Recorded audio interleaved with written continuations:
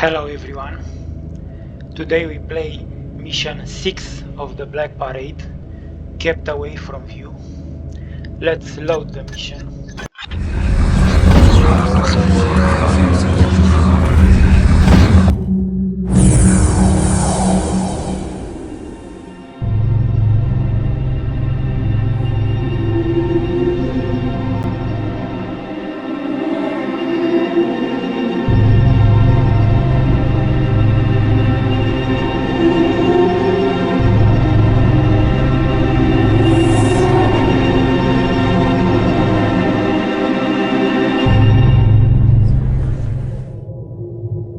Ever since I touched that hideous, accursed statuette, I've been witnessing things I've never seen before, and it makes my skin crawl.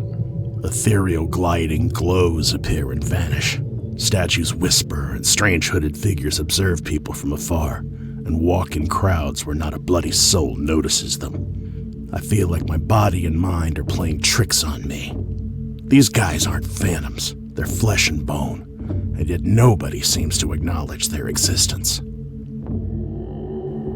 I've been carefully watching these people for a few days, and they all appear to go to the same place, deep into the bowels of the city. They must have some sort of underground lair or something akin to that. I've even seen some of them walk through solid walls with strange glimmering symbols on them that, again, nobody seems to even see. What's interesting is that most of these guys carry books, large ones at that, too. Could they perhaps be linked to the necromancers I found in the derelict Howtree Manor? Is this the gift this damn statuette talked about? I intend to know the truth. Today. My apartment window gives me a good view on the streets, and it just so happens that one of these hooded blokes is walking by. Following his trail will hopefully lead me to their meeting point. And if they are linked to the necromancers, perhaps I can find some useful information on how to get rid of that curse. That is, if I can trail him unnoticed while avoiding the local watchdogs. These guys are on edge because of a sudden increase in burglaries in the district, no doubt perpetrated by the famous Downwind Thieves Guild. My ghoulish attire will bring me trouble if I'm seen, even during the day. But there's a storm coming, and the foggy streets of the industrial district are mostly deserted, so I shouldn't have too much trouble if I'm careful. I have no idea what I'm going to find by following this guy, but it's certainly better than staying here and waiting for a painful death.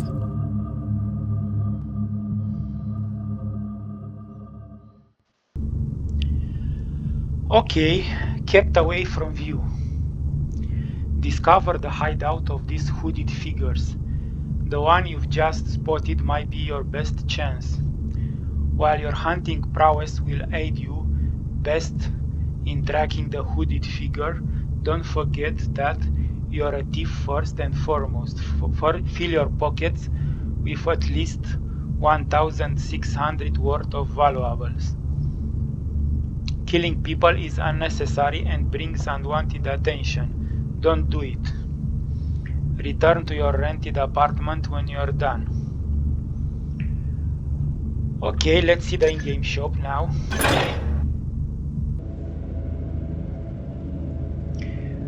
We have a good amount of cash to spend. 2,103. We buy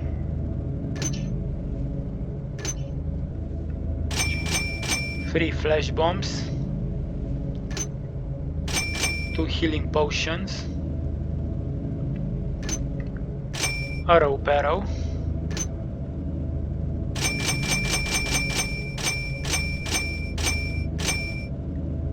the water arrows,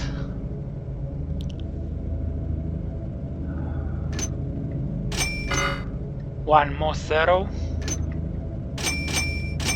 and 3 broadhead arrows. Play mission.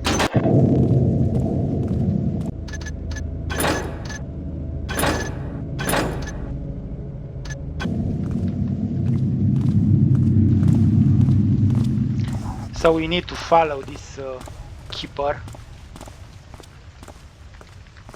Ow!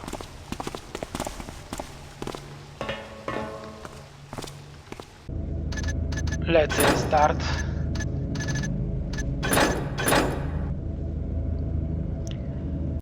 I need to jump on the statuette.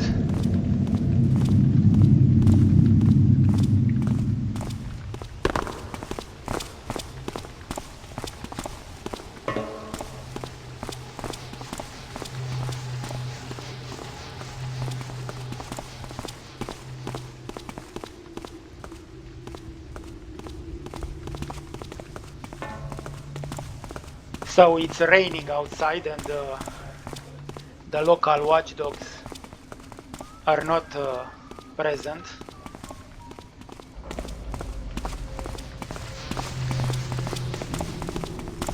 So we can follow this strange guy unnoticed.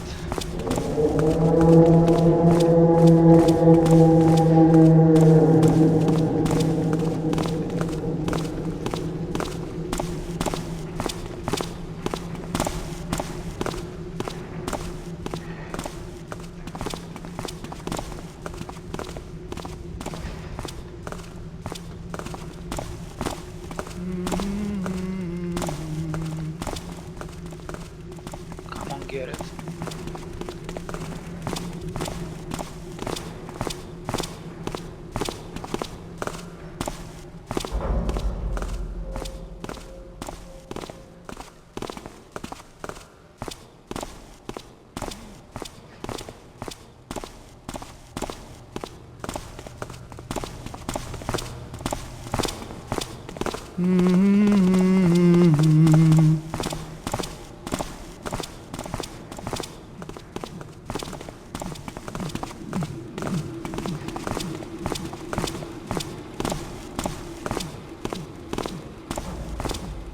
There are hemorrhoids here in this place. Hello? Lockdown.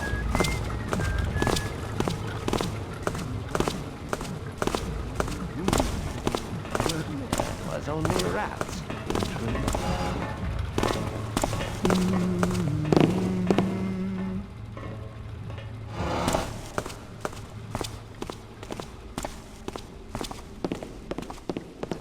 Oh no. He noticed me. And ran away. I tried to follow him.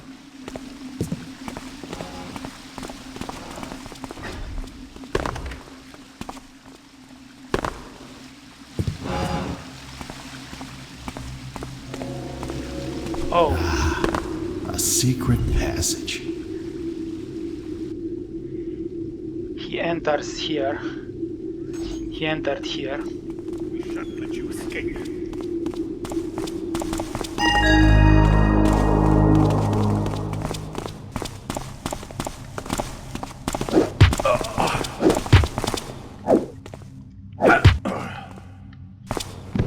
This guy was tough, but we managed to put him down.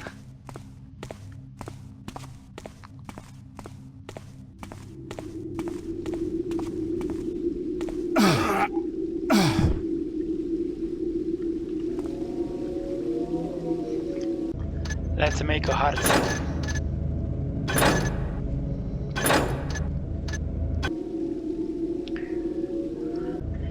We have new objectives. What is this place? It would be wise to find some information on who these guys are.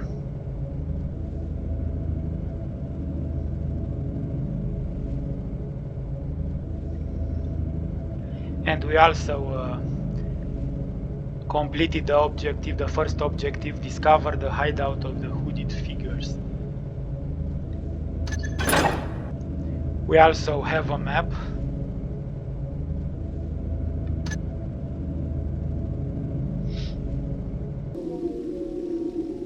Of the district.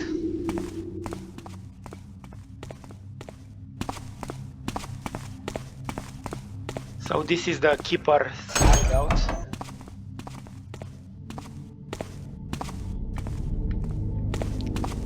And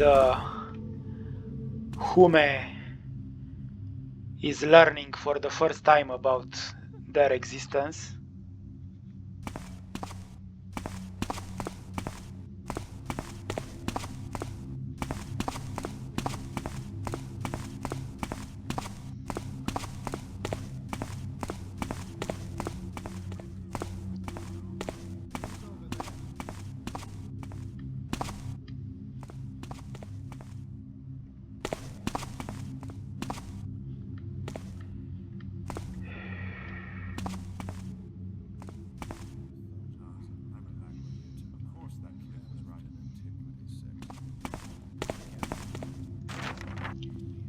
Oh, nice. We found the map of the keep. Scribe Cedric, we welcome you to First Keeper's Watch. Your task here will be to assist Keeper Julian with his chronicle on the ancient artifacts found in Karagdin. You will find a map of the compound with this letter so you can get acquainted with these sacred halls. We trust you will prove an excellent acolyte. Yours in knowledge, Superior Elder Nathaniel.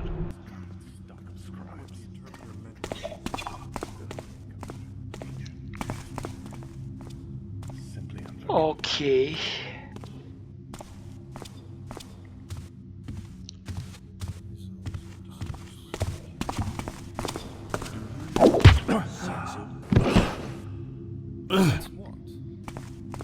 This peculiar aura all of a sudden. We need to clear the place first.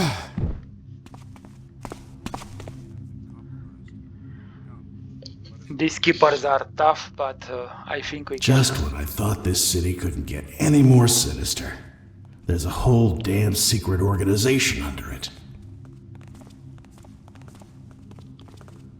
These old books look so weird. Okay. So these keepers are tough, but I think we can manage to do it to clear the place.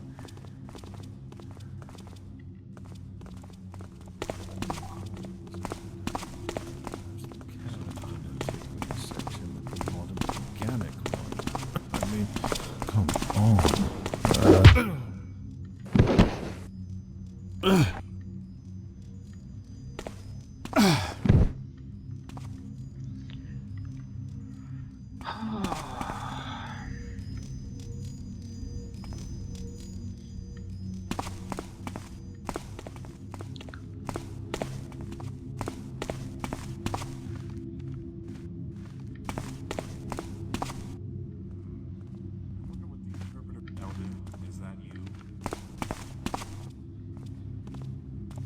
These ancient halls are getting to me.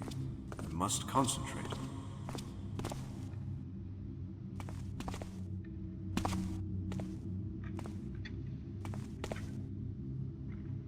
What? Who goes there? Oh.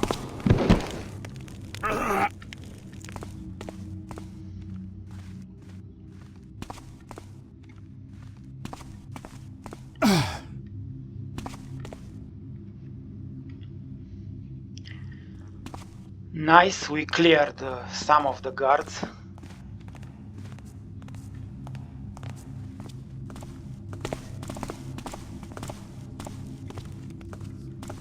What the? That book doesn't belong here.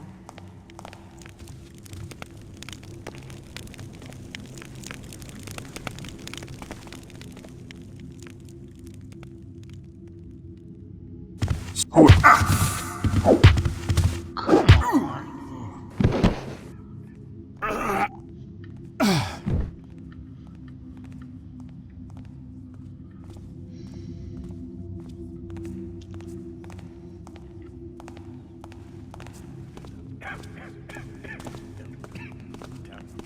It's full of keepers here. Will you stop making noise? That was nothing. As always. I see. You.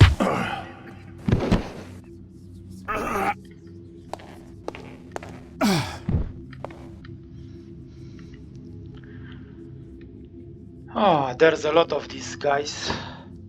We have a hard work to do.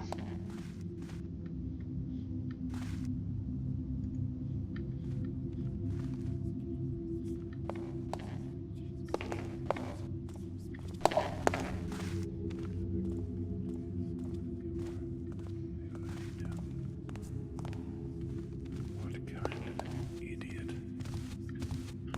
Doesn't matter. Someone's skulking around here. The darkness here really dulls one.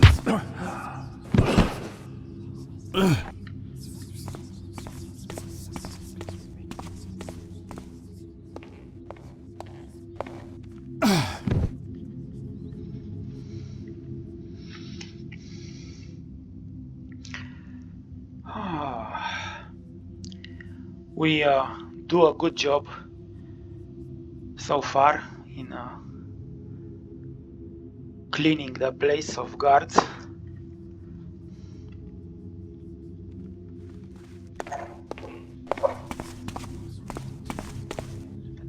Council Tower.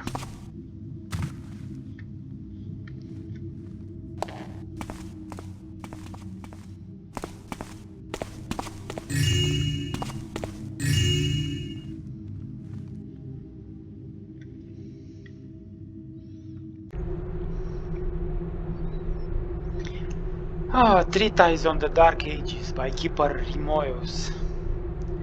But the most viable way to identify the coming of a Dark Age is to identify the anomalies, more or less impressive, that ooze from it. Animal down powers, spontaneous burnings, or collective hysteria are only a fragment of the possible phenomena that can occur during such events. The only thing that allows us to differentiate major dark ages from minor one is whether our order shall be implicated or not. A minor dark age will find resolution by itself, whereas a major dark age shall not only implicate our order but also a third party, only known as the one true keeper. Fortunately, the prophecies of old deciphered by ancient keepers predict the existence of only 3 such major dark ages. Well, this mission will have a lot of text to read. All the keeper stories and stuff.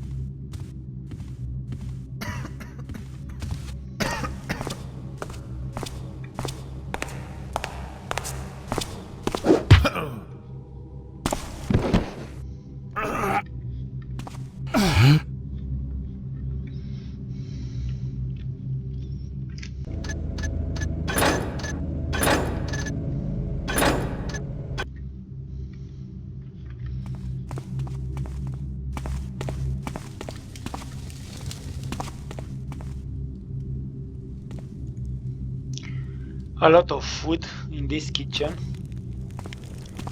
We will save it from later, for later.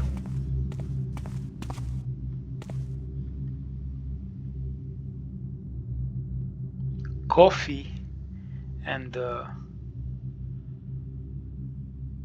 I think it's grain.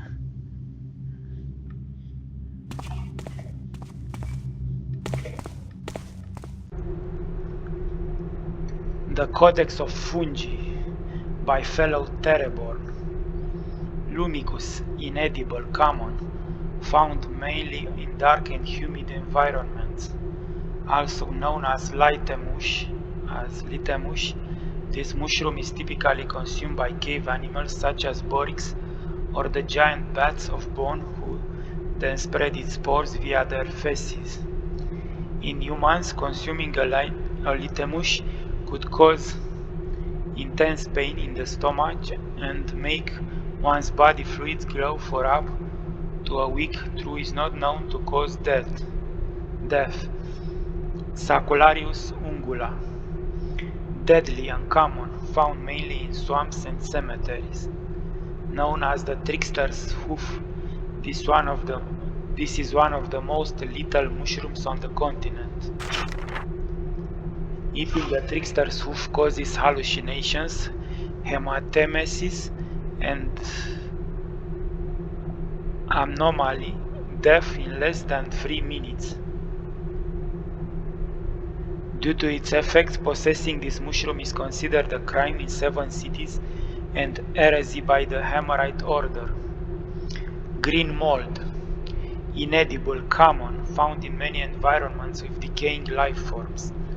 Also known as moss crystal, the green mold is a harmless fungus feeding from dead organic matters and water. It is recognizable by its specific shape, which looks like a crystal made of moss. Despite causing no damage, the mold it produces is invasive, and several laws order its removal whenever discovered. Ingesting green mold is known to be good for the health, but its volatile aspect also means a high risk of suffocation. Therefore, it must only be administered by professional physicians. Selenis clavus. Edible, rare, found in forests for several days following summer thunderstorms. Shaped like a red nail, this mushroom is difficult to notice due to its tiny size. Its unique spicy taste and medicinal properties make this one of the most researched mushrooms in the region. Many scriptures refer to it as the ultimate remedy to all diseases, but there is no scientific evidence that proves this yet. Well, a lot of text, more of these texts are not so interesting to read, but we don't have a choice.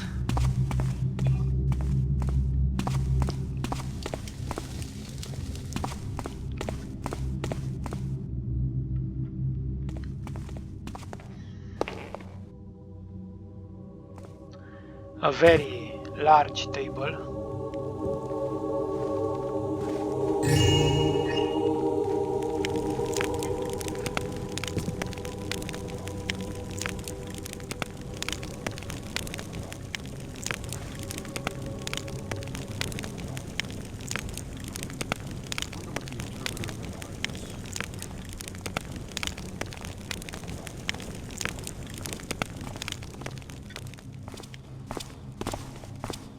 Elder, is that you?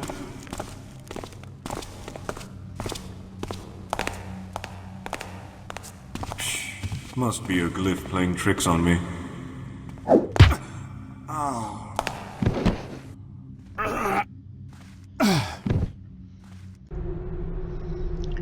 Oh no, another text. The Blackbrook connection.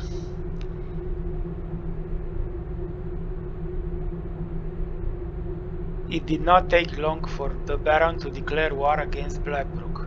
The rival city had been raiding the vast farmlands and outposts belonging to the barony for months at this point, and its guild of inventors was and still is coming dangerously close to inventing the most powerful war machines mankind has ever seen.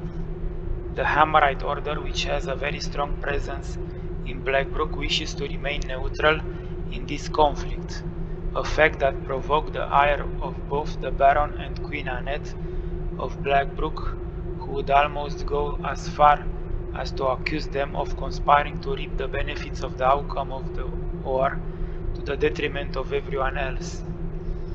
While it is not known at this time whether the Hammerites are taking any profit from the situation,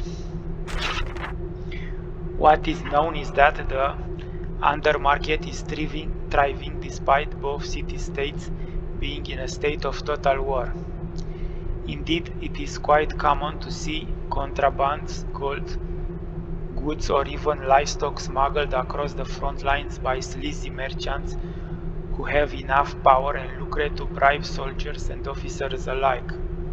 Many criminal organizations have sent ambassadors and other representatives to both cities to establish a permanent connection between them. A relevant example would be how Jordan and Mafiodos, two genius inventors with several factories in Blackbrook, have managed to sell their wares to the city's underworld for a hefty price while keeping this operation a complete secret for now. Note: a thorough list of undermarket guilds and merchants is sorely needed.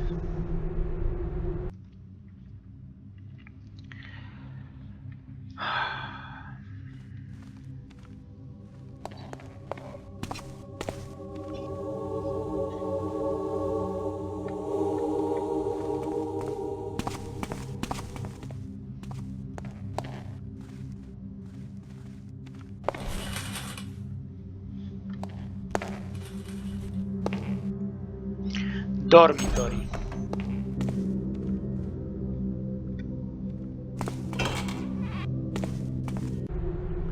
Oh no, text in the toilets. A compilation of Hammerite treaties. Whereas the said peasants have been notified and informed by the Holy Concilium of the Hammerite orders, said envoys, it was the decision of the order to limit and control the seeds, nature and origin hereinafter mentioned, and to take an oath to the good intention and to ensure peaceful trading relationship between the order and their village. The said inhabitants of the village aforementioned do agree to cover, modify or destroy any icon, fetch or symbol described as impure or tarnishing according to the Hammerite order's principles. Also, do they agree to accept to order the Hammerite order's holy hammer icon within their village hall. Any villager involved in witchcraft is ordered to immediately renounce any pray to the builder under the supervision of an official from the Hammerite order in keeping with the aforementioned laws, and with a view to show the satisfaction of the Hammerite order with the behavior and good conduct of the villagers to this treaty, the Holy Concilium of the Hammerite order, through its envoys, make them a present of 10 pounds of nails and hammers for each inhabitant, belonging to the village here mentioned.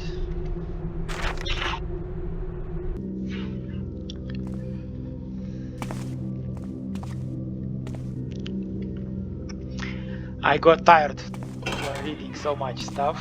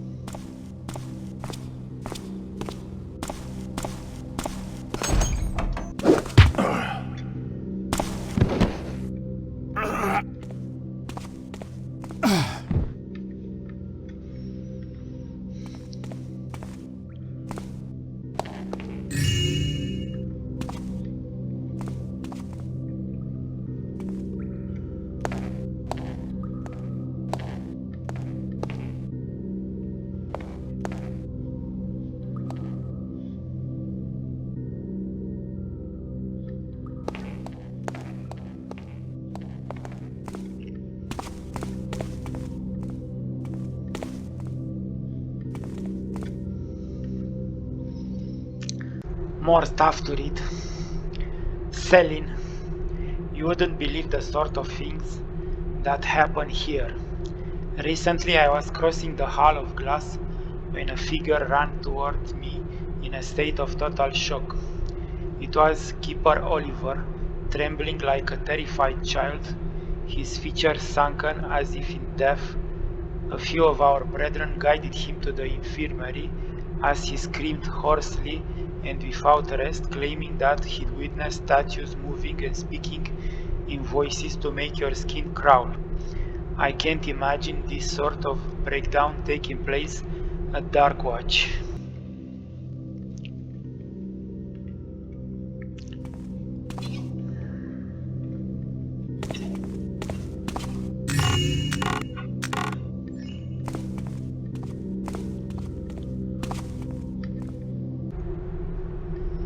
K. As much as it pains me to see that the standing part of our ancient downtown sanctuary has been a cat house for a few years now, the invaluable knowledge within its books, squandered and used as fuel for the fireplaces, being able to watch the new occupants through the statues is a blessing for our pursuit of careful observation and chronicling. Enchanting statues in households is an incredibly hard task given only to the very best elements of our order, but what are the odds of a derelict keeper compound being used as a hotspot for all these decadent nobles? All these secrets are ripe for the picking. As far as I can tell, the tower complex has not been reached by anyone yet except an old tribe of craymen. The cave-in and the subsequent flooding about a century ago were the perfect opportunity for them to proliferate. The scriptorium statue does not permit me to see how ruined the tower complex is, nor I am able to see anything else except scattered books on the ground, cobwebs and blue pincers. The other enchanted statue lies at the bottom of the cave in the soil. I wonder if the chalice of Souls is still there. I think it's about time you and I mounted an unofficial expedition and retrieve our precious tomes and this artifact. Just imagine how handsomely we would be rewarded.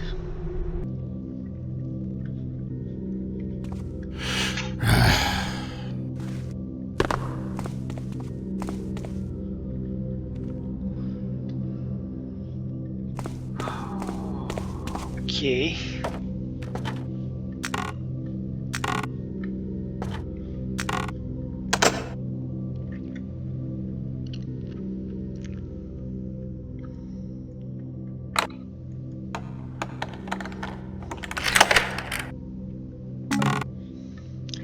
A flash bomb, nice.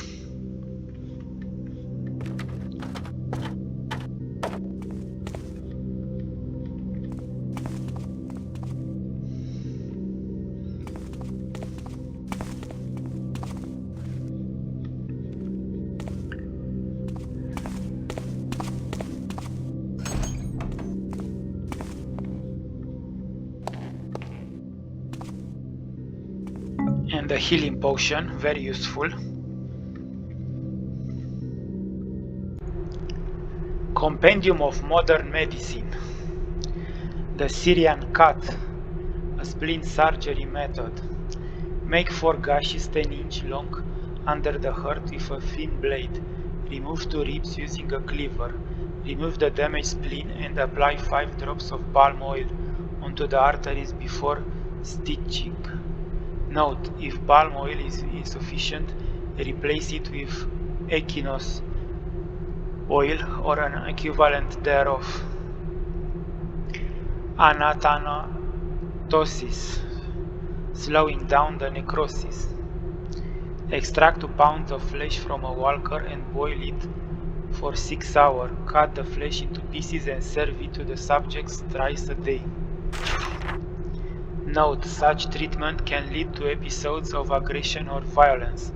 Keeping the subject restrained and under observation is highly recommended.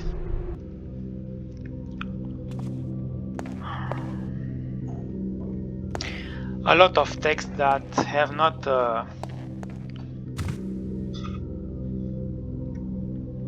that does not have a relation to the mission.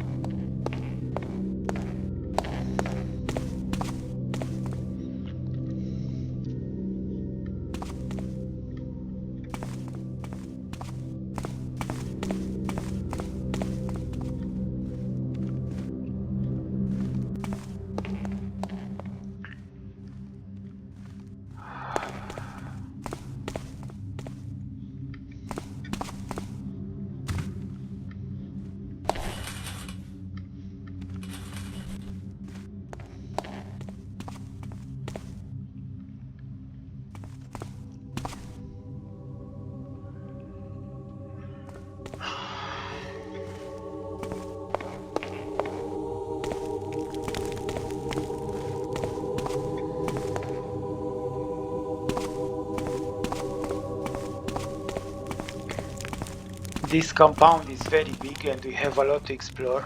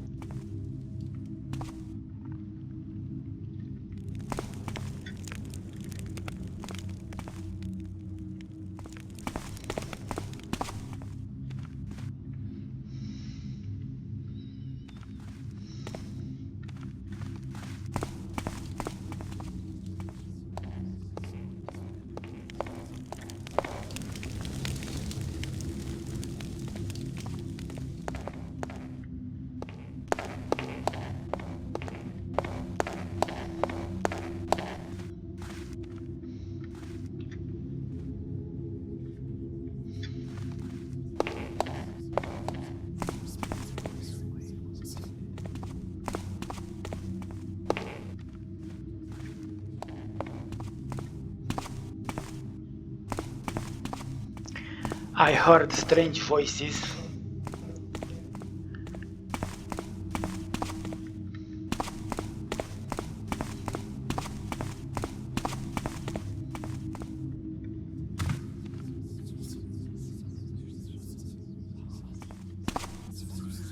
Council Tower.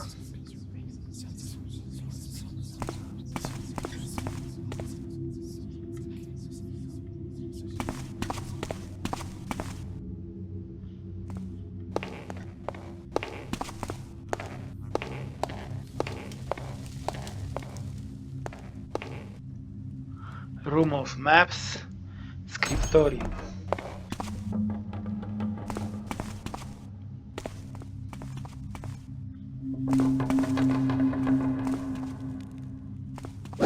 I need help!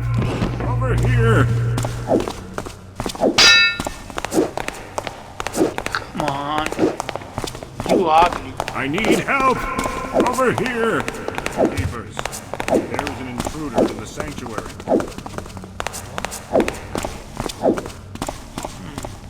This guy cannot be knocked down. I need We do not know who breached our compound yet. Stay alert and ever vigilant. Truly, the unwritten times are upon us.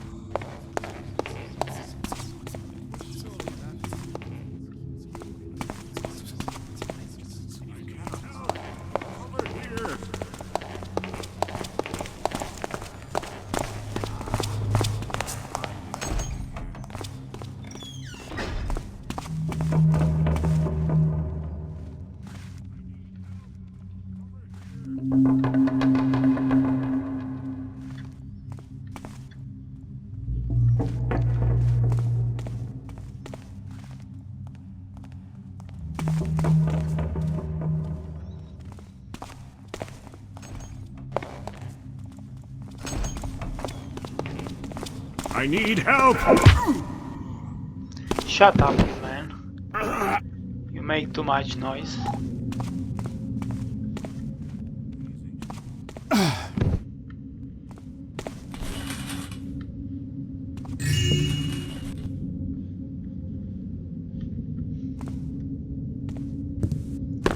This is a map of the city.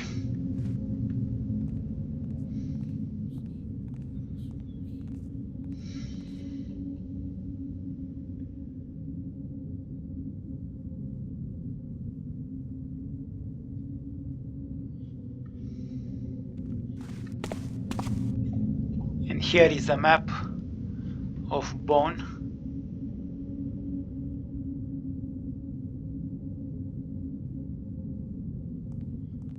Nice details.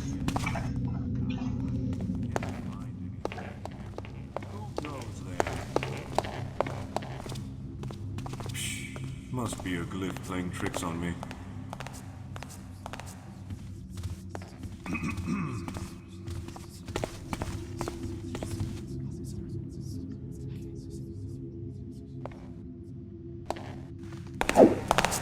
You're not one of us. Come on.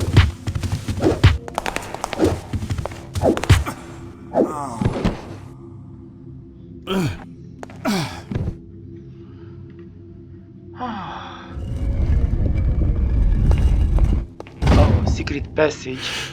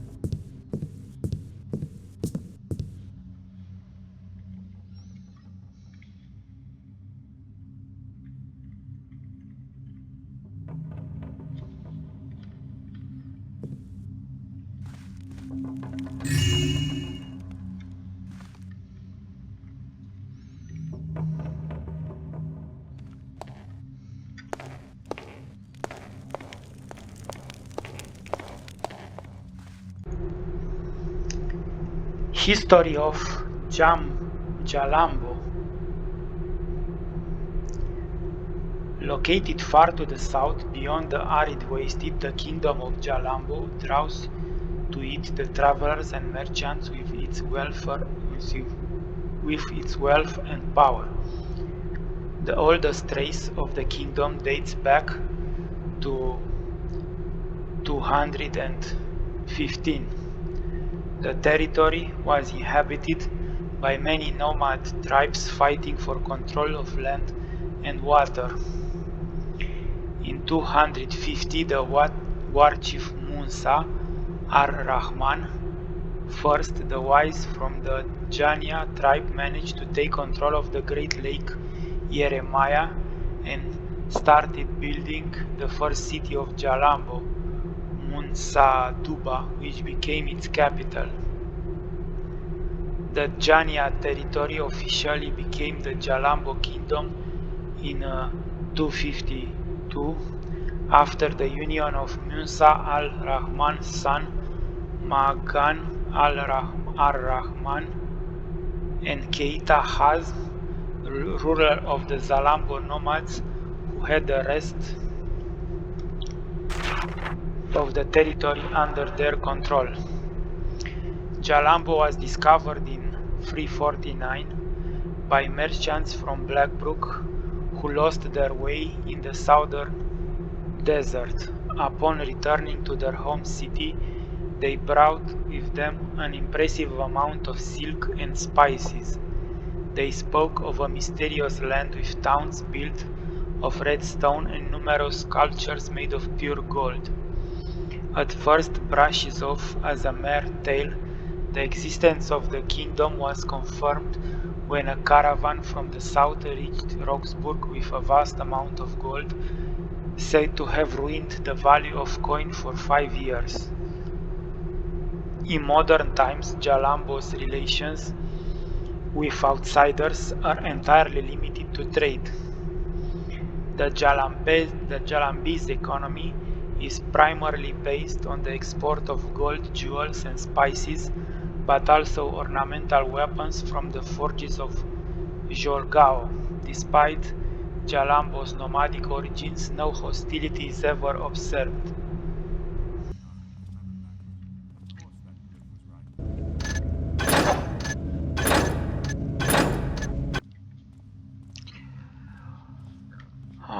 Okay.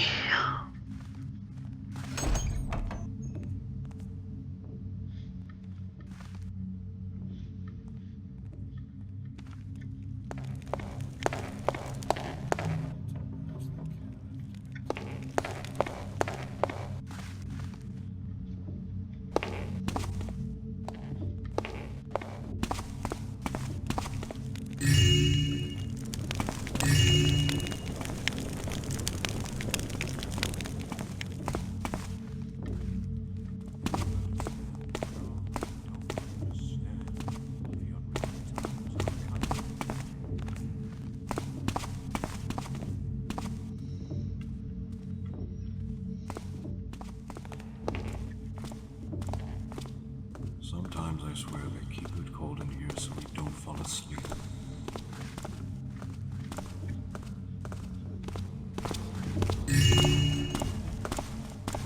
Who's this in the shadows? These ancient halls are getting to me. I must concentrate. What the? That.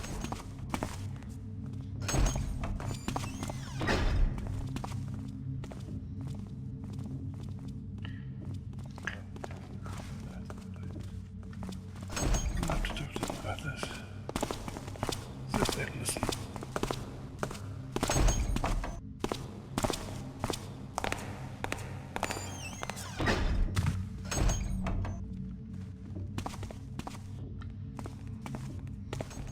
Too dark and fed up. This place is too dark and cold. Down with us. What's the title? On the study of primitive civilizations of yore and why one of them was better than the others, by Lord Clive M. Brascombe. Kulib was far from making all its economical possibilities a reality. Indeed, it was far too isolationist for that. It was socially too weakened by its excess production for the god kings that made goods or greater goods. It was economically slowed down by the hoarding of precious metals in its temples, which resulted in a lack of intensive circulation.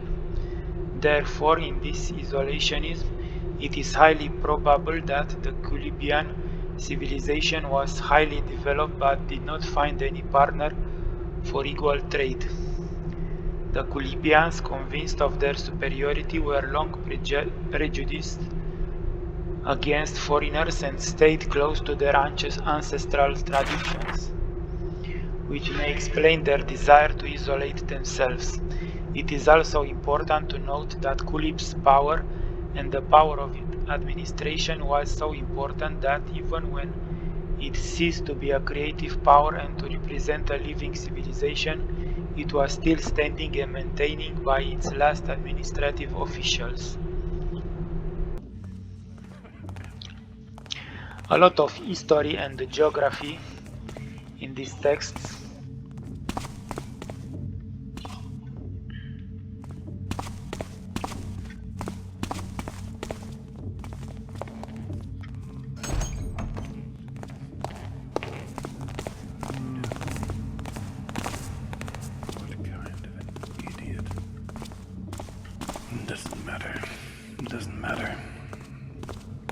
Who's that?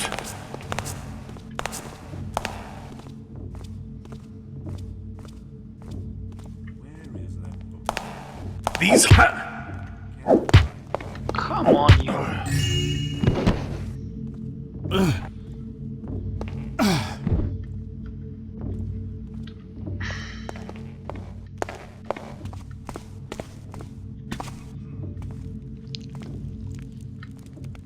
Also a lot of marble floors, which is annoying. Bright cobble. From prosperity to poverty.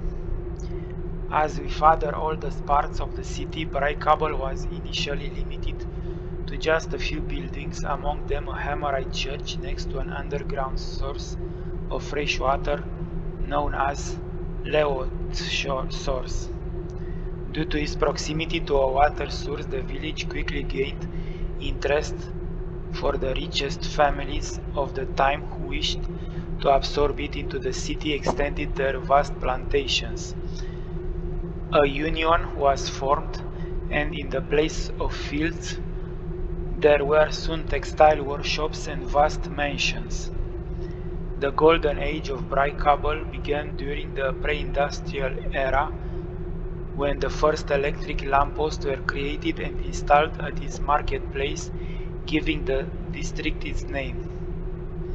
The new technologies signaled a start to a period known as the noisy times, during which the rich families inhabiting Braikabel tried to display as much machinery as possible to gain power and respect in society.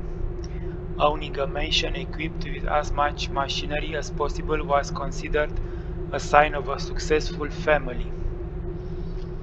The end of the Golden Age was marked by a blaze at the first workerless factory after a thunderbolt struck one of its collectors, with this event becoming known as the first fire caused by a machine. The opinion of the elite about electricity shifted, and soon most inhabitants moved to other quarters in fear, returning to simple and archaic technologies such as torches and manual work.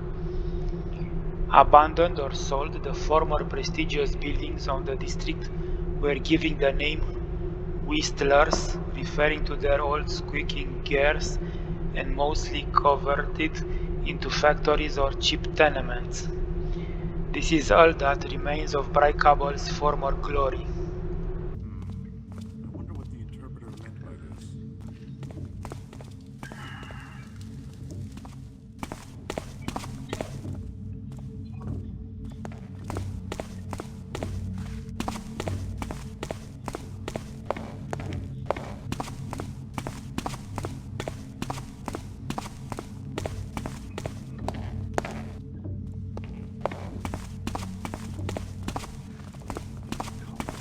sway amongst this current stock of scribes.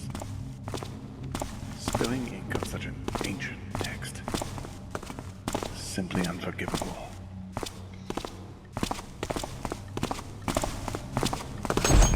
No, Is that you, Elder?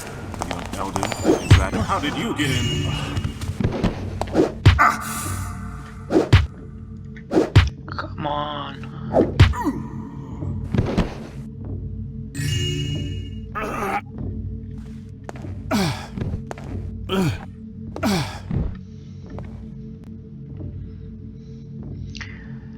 There's a lot of these guys. I knock out about 40, I think.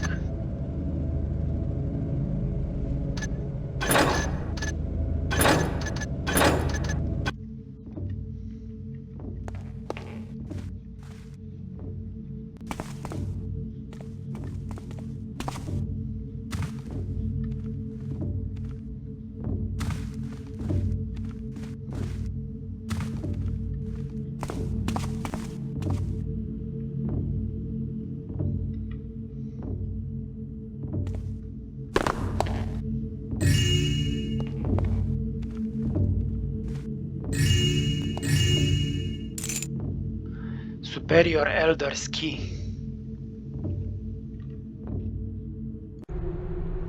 Superior Elder Nathaniel. Be advised that Translator Gamal is set to arrive in First Keeper's Watch in 2 days. Her mission is of the utmost importance. A new prophecy requires her to search your archives for a few scriptures and tomes.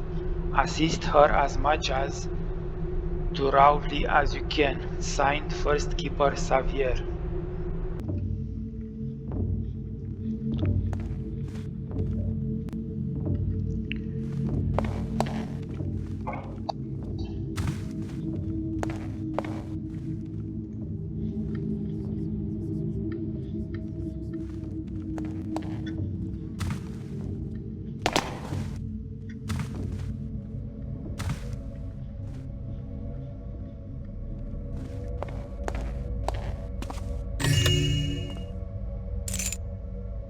Ring key.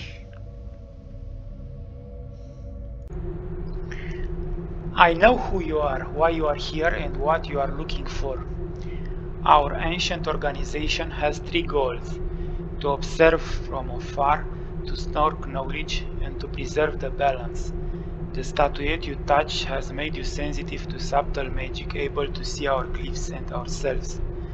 The gem around your neck is imbued with such magic. It belongs to one of us. I bear no grudge for this old theft, but I demand you keep our existence an absolute secret. A few of us are aware of the prophecy about you. To keep things simple, Interpreter Kaduka can read the future through glyphs, and Translator Gamal delivers her prophecies to us. Through them I knew you would come, and I knew you would read these words. We possess a tome that will clarify your predicament. Young acolytes can be nosy or succumb to temptation, and so this profane text is sequestered in our restricted library. The ring key provided with this missive will allow you to access it. The book is entitled Azaran the Cruel, Necromancy, the Black Parade, and its keys from the Hand Brotherhood. Take it and read it carefully, as I will come to retrieve it in a few days. I trust the book will contain all the information you need. There is another item you require, a harp inlaid with amethysts. The one you were supposed to steal from Hawtree Manor, as a matter of fact. It was recovered by our agents decades ago, and is now concealed in our reliquary at the top of the North Tower for study. Your former master did not know where it was, nor does he understand its true purpose. This too is explained by the book. While I know the outcome of your ordeal, I am afraid I cannot divulge the way it ends. All we can do now is wait and observe. These guys give me the creeps, but that ring's the best chance I have. Now, to get into the restricted library.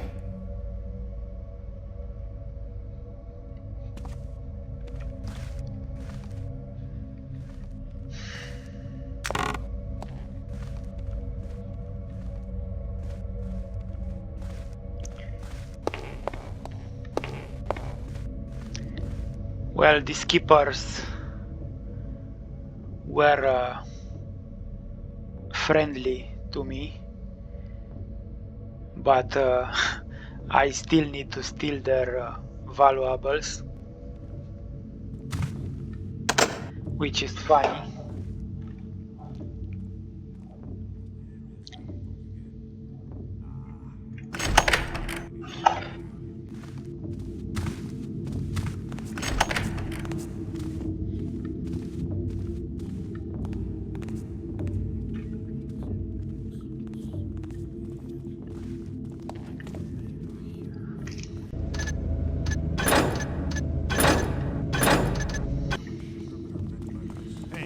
I can see that.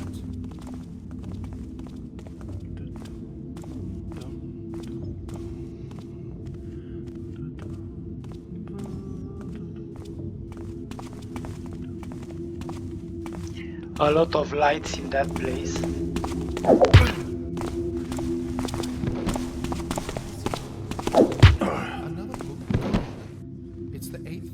What's going on? This is very troubling indeed.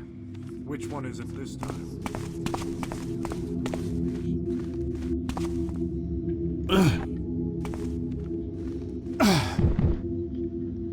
Let's hide the bodies in the dark. Office of the Master Librarian.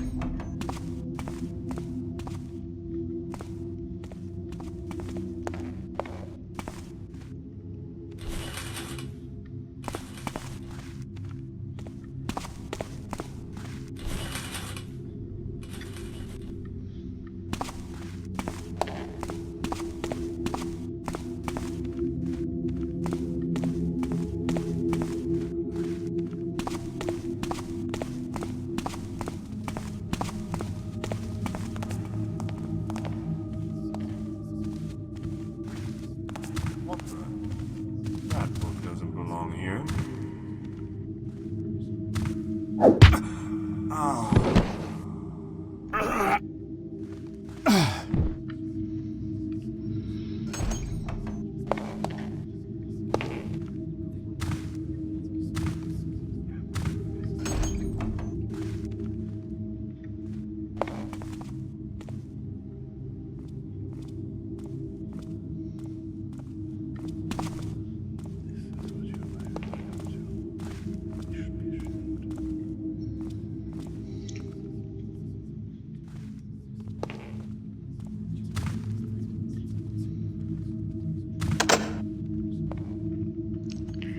A locked door.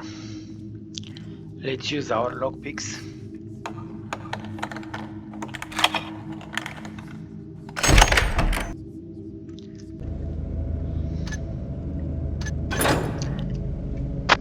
This map is so vast.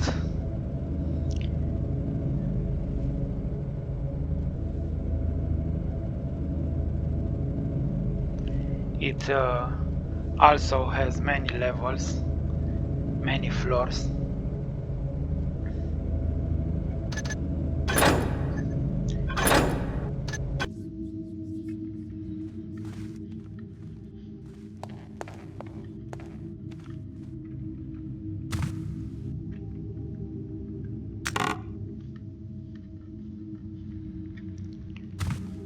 This room was locked, but there's nothing inside.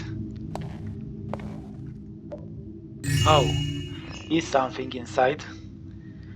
A silver torch. A silver candlestick.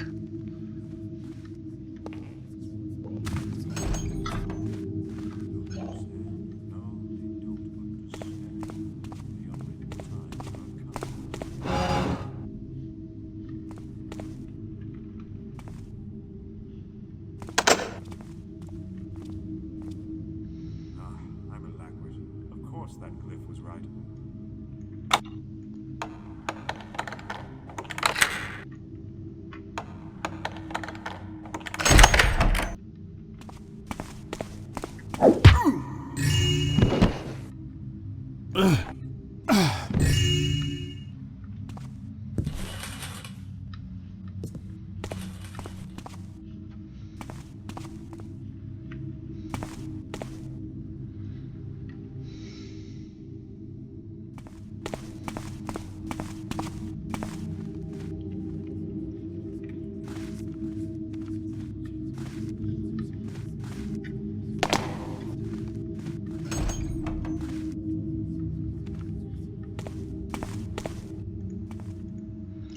Guest chambers.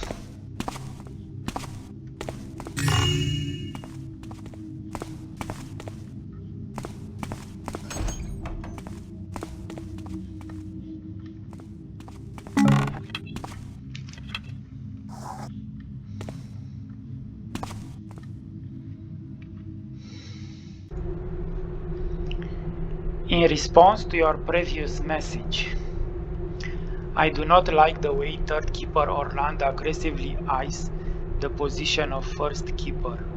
Xavier is old and at the end of his days, while Theobald is feeble and weak. but in his position through shameful nepotism. Orland is the most capable to succeed Xavier should Theobald concede, but I do not think Orland has what it takes to truly rule the Order. He is far too bureaucratic and narrow-minded for that, while we need a person of conviction and wisdom. The man is too controlling and thoroughly obsessed with Garrett, but not in the right way. You know it more than anyone, A. I truly trust in your judgment regarding our young and skilled friends, and like you I do believe he shall eventually return to us, especially with regards to his upcoming tribulations. Mercedes is a lost cause, but not him. Far from it. Orland does not share this sentiment and would rather have the man hanged and quartered than put his trust into him, even if his very life depended on it. I would like to be proved wrong, but alas, I fear I am right. N.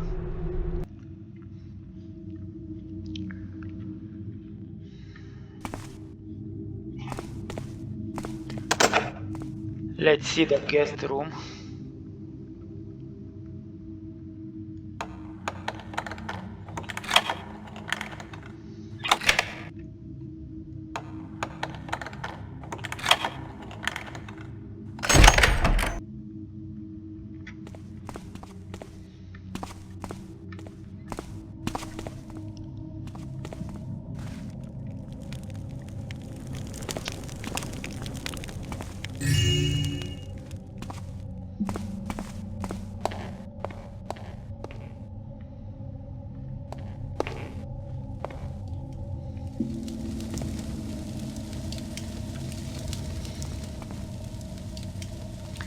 A letter to translator.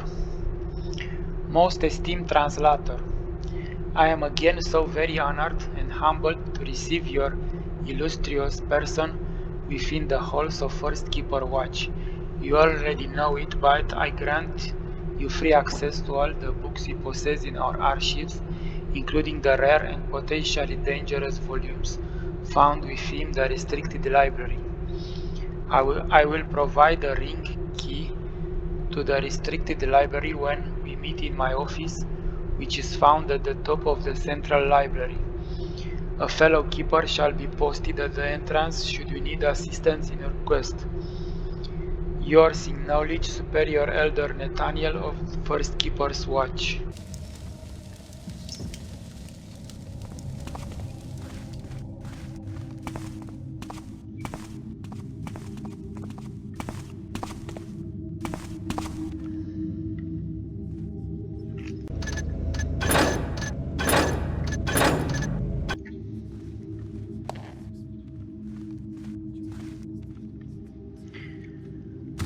This mission is so big, I think we need 3 episodes to finish it. Is this huge compound of the keepers, and also we have a city to explore.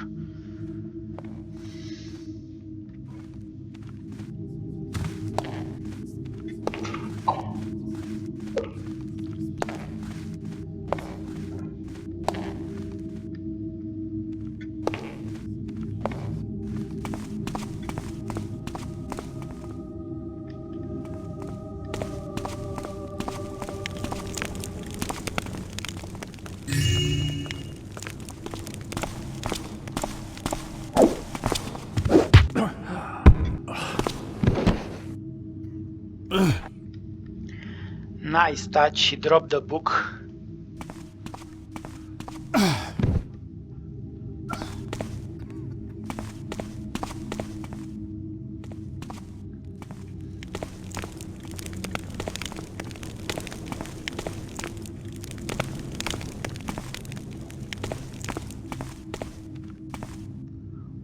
Tower of Entrustment.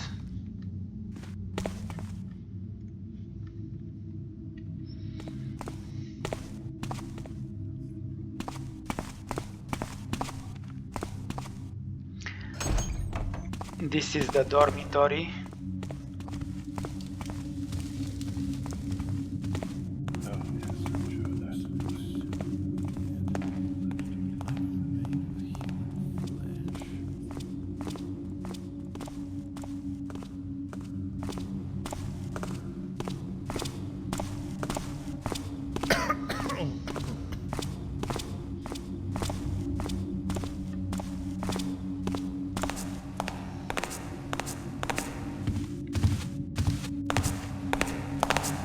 Oh, you're in deep trouble now.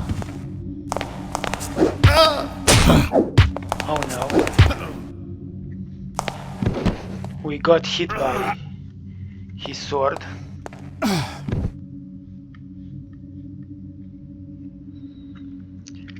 Let's eat some food.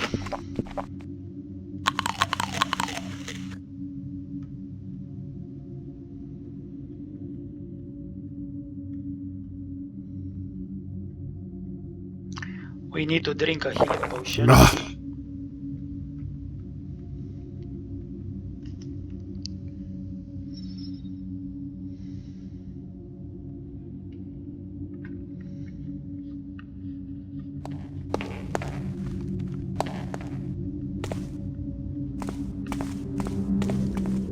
So this is the dormitory we already explored.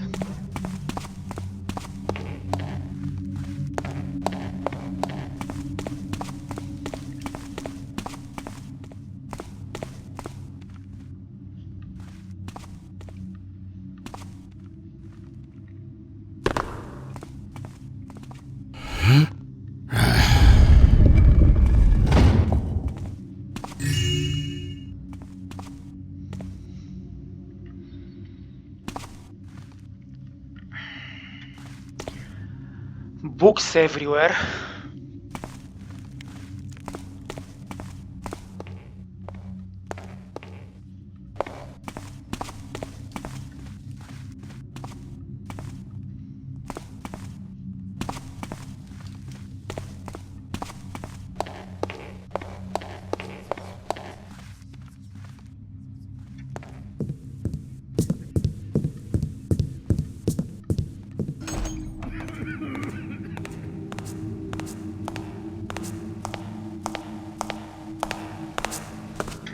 What the? How did you even manage to find her?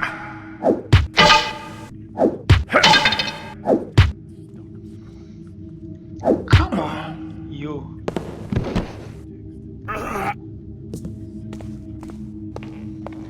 This was very tough to knock out.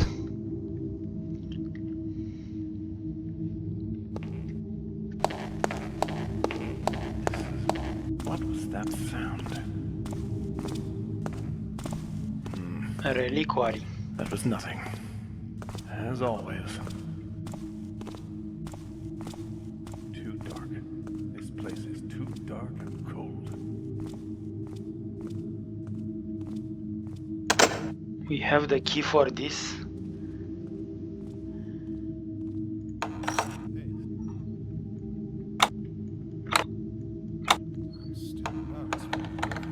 Oh, the lockpicks worked.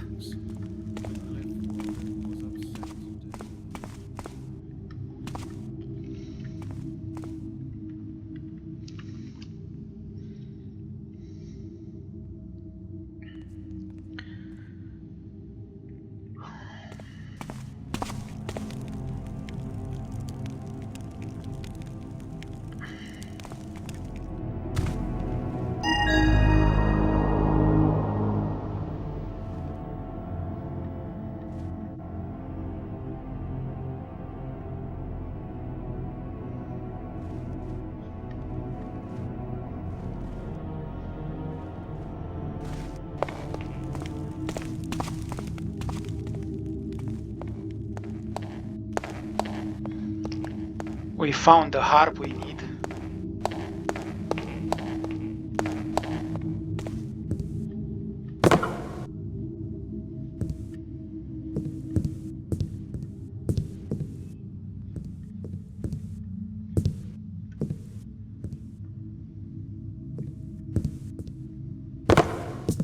And I think it's time to end the episode for now. Let's make a hard save.